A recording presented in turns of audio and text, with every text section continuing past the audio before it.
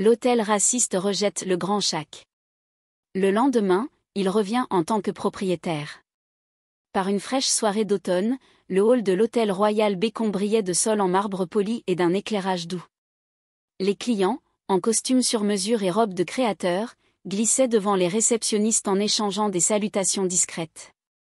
Derrière la réception, Marissa, une jeune réceptionniste, était fière de gérer l'ambiance élitiste de l'hôtel. Elle pensait pouvoir repérer à distance le « bon type » de clientèle. Alors que l'horloge approchait de minuit, un grand homme noir aux larges épaules entra. Il portait un simple sweat à capuche et un jean. Son visage, amical mais fatigué, laissait deviner qu'il revenait d'un long voyage. Il s'approcha du comptoir. Le sourire de Marissa se tendit, devenant poli, mais empreint de méfiance. Elle le jaugea rapidement, remarquant ses vêtements décontractés. Ce n'était pas ainsi que leurs clients habituels s'habillaient. « Bonsoir », dit-il calmement, d'une voix profonde et chaleureuse. « J'aimerais une chambre pour la nuit », ajouta-t-il en tendant une carte de crédit. Il mesurait bien plus d'1,80 m, avec une présence imposante, mais Marissa se concentra sur ce qu'elle percevait comme des signes inadéquats. Elle jeta un coup d'œil à la liste des réservations. Il restait de nombreuses chambres disponibles, mais quelque chose en lui la mettait mal à l'aise. Ignorant la logique, elle força un sourire. « Je suis désolée, nous sommes complets », mentit-elle. Les sourcils de l'homme se froncèrent légèrement. Il regarda autour de lui, le hall était calme, les tables vides. « L'êtes-vous sûr ?» demanda-t-il doucement. « Je suis prêt à payer n'importe quel tarif. » Marissa croisa les bras. « Je suis désolée, monsieur, je ne peux rien faire. Peut-être pourriez-vous essayer ailleurs. » À cet instant, un couple bien habillé entra. Le comportement de Marissa changea instantanément, sourire sincère, salutations chaleureuses. En quelques minutes, elle leur remit une clé de chambre sans hésitation. Le grand homme regarda la scène, la déception scintillant dans ses yeux. Ce n'était pas un malentendu. C'était un parti pris clair. « Merci », murmura-t-il doucement en quittant le hall. Dehors, l'air vif d'automne lui piquait les joues. Il prit une profonde inspiration. Cet homme n'était pas un voyageur ordinaire. Il était Shaquille O'Neal, une légende du basket-ball et un entrepreneur à succès. Depuis des mois, il envisageait d'acquérir l'hôtel Royal Bacon, et cette nuit avait scellé sa décision. Le lendemain matin, Shaq finalisa l'acquisition de l'hôtel. Lorsqu'il revint à midi, vêtu d'un costume sur mesure, il ne passa pas inaperçu. Sa démarche confiante et sa stature imposante attirèrent tous les regards.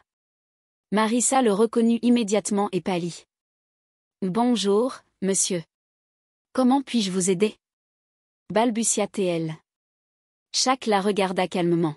« Je suis ici pour me présenter », dit-il d'une voix ferme mais bienveillante. « Je m'appelle Shaquille O'Neal, et depuis ce matin, je suis le nouveau propriétaire du Royal Bacon Hotel. » Un silence glacé tomba dans le hall. Marissa, abasourdie, balbutia. « Vous êtes le propriétaire ?» Shaq hocha la tête. « Oui. Hier soir, vous m'avez dit qu'il n'y avait pas de chambre disponible, alors qu'il y en avait. Pourquoi ?» Marissa sentit son esprit s'emballer. « Je suis désolée, monsieur. Je pensais que nous étions complets. » Shaq croisa les bras, ses paroles calmes mais tranchantes. « Ne mentez pas. Je vous ai vu donner une chambre à un couple juste après moi. » Le directeur de l'hôtel, Joël, sortit du bureau arrière, tentant maladroitement de sauver la situation. « Monsieur O'Neal, je suis sûr qu'il s'agit d'un malentendu. » Shaq se tourna vers lui. « Donc, si vous aviez su qui j'étais, vous m'auriez traité différemment ? Voilà le problème. Vous jugez les gens sur leur apparence et leur statut, pas sur leur valeur en tant qu'être humain. » Joël, mal à l'aise, resta silencieux. Shaq se tourna vers le personnel et les clients présents. « Je ne tolérerai pas la discrimination dans mon hôtel.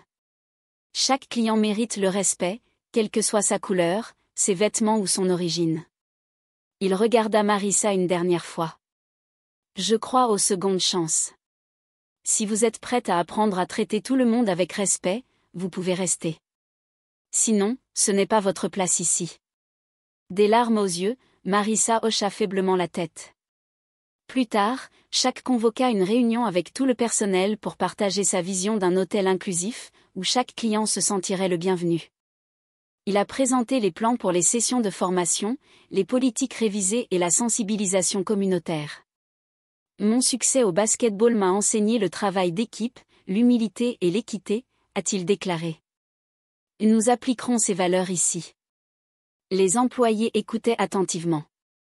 Certains semblaient soulagés, notamment ceux qui avaient été mal à l'aise avec les anciens préjugés, ils se réjouissaient de ce changement vers une norme plus juste.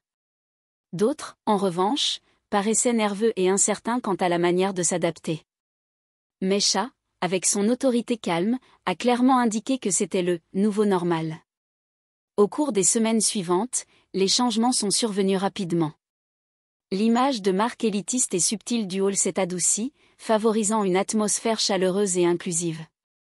Des sessions de formation, dirigées par des professionnels de la diversité et de l'hôtellerie, ont encouragé le personnel à réfléchir à leurs attitudes. Marissa assistait à chaque séance avec diligence, déterminée à expier son erreur de jugement passée. Elle a appris à reconnaître les préjugés inconscients, l'importance de l'égalité et la nécessité de traiter chaque client avec une chaleur sincère. Le public a appris que Big Shaq était le propriétaire du Royal Bacon Hotel. Ce n'était pas un coup de publicité, mais une déclaration symbolique pour transformer l'établissement. Shaq restait discret face aux journalistes, préférant laisser ses actions parler pour lui. De nouveaux clients ont afflué, certains, curieux, d'autres, admirateurs de longue date de son héritage dans le basket-ball. Mais, plus important encore, des voyageurs de tous horizons se sentaient désormais à l'aise de réserver une chambre. Le personnel les accueillait avec de véritables sourires, sans juger leurs vêtements ou poser des questions déplacées. La transformation était bien plus que cosmétique, elle était culturelle. Un après-midi, Shaq se tenait dans le hall et observa Mara enregistrer une famille. Les parents, habillés simplement, accompagnaient des enfants excités et rieurs. Mara les accueillit gracieusement, sans la moindre hésitation. Après leur départ pour l'ascenseur, Shaq s'approcha d'elle. Elle lui sourit, libérée de la tension d'autrefois. « Monsieur O'Neill, dit-elle chaleureusement, merci de m'avoir donné une seconde chance. Je vois les choses différemment maintenant. » Shaq hocha la tête, posant une main rassurante sur le comptoir. « Je savais que tu pouvais apprendre, répondit-il.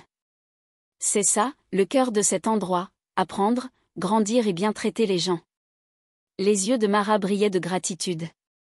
Son ancien préjugé, autrefois une douleur, était devenu une leçon précieuse, faisant d'elle une meilleure employée et une meilleure personne. Alors que la soirée avançait, le directeur, Joël, croisa Shaq dans le hall. « L'hôtel est complet le mois prochain, dit-il. Les affaires prospèrent grâce à votre vision. » Shaq soupira, satisfait. L'hôtel Royal Bacon prospérait, non pas en excluant, mais en accueillant. Les bénéfices augmentaient, mais, surtout, le moral des employés et la satisfaction des clients atteignaient de nouveaux sommets. Quelques nuits plus tard, Shaq vit une réceptionniste nouvellement embauchée accueillir chaleureusement un couple noir plus âgé, fatigué par le voyage. Leur sourire surpris justifiait tous ses efforts, une petite victoire dans une lutte plus vaste pour l'égalité et le respect.